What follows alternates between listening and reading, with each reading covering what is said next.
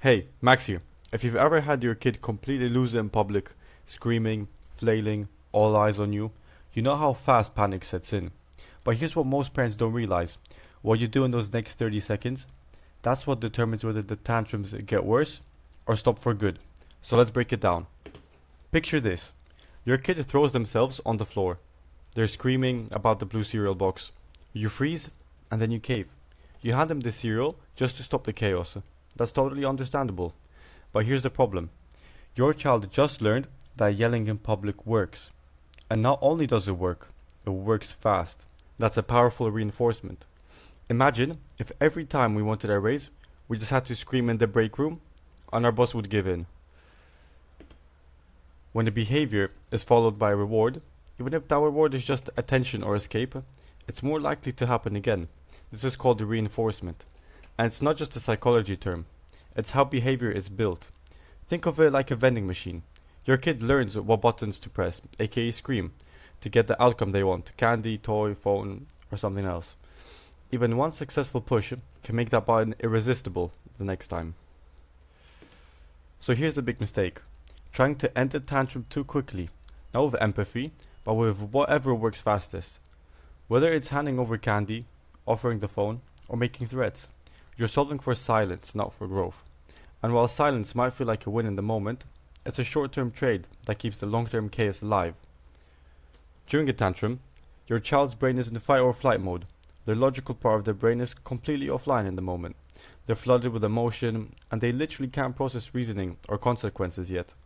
Trying to talk, negotiate, or threaten in this state of mind often escalates things.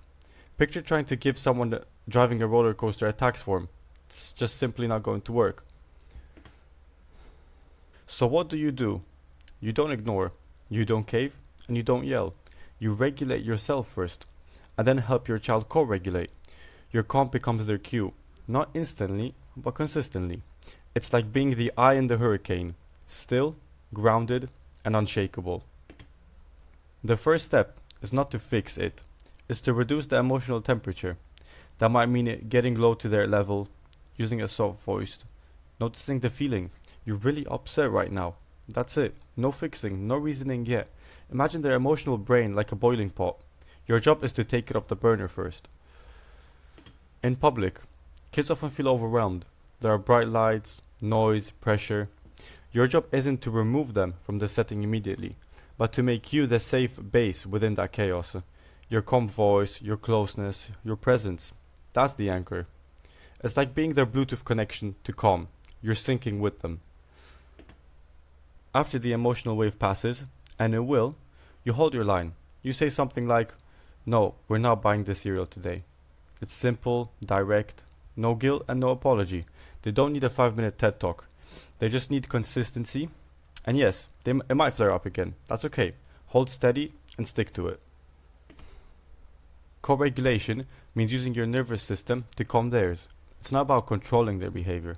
It's about offering stability when they can't find it themselves. Think of it like Wi-Fi. When their signal is crashing, they connect to your stronger one. This is what builds emotional regulation over time. So you may ask, what if people are watching? And they are. Let them. Your child needs your focus more than strangers need your performance.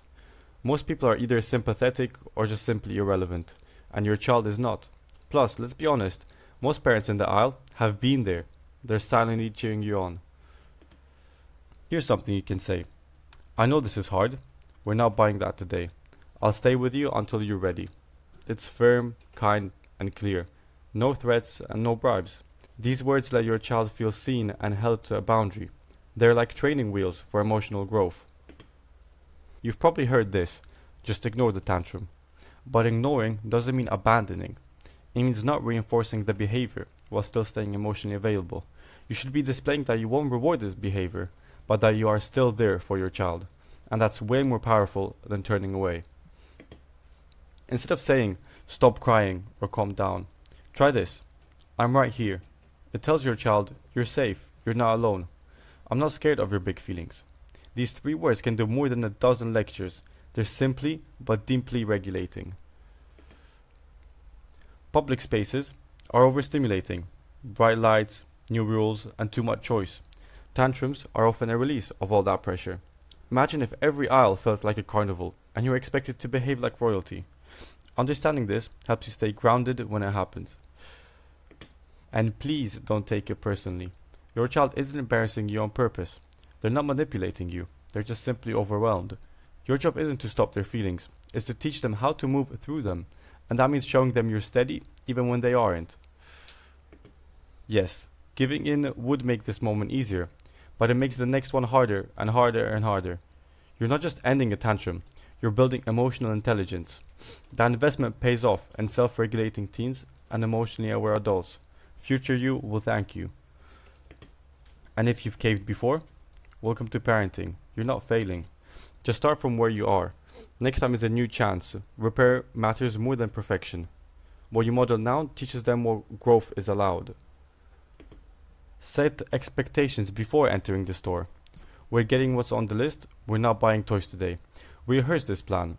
Kids do better when they know what to expect. Think of it as your pre-game huddle.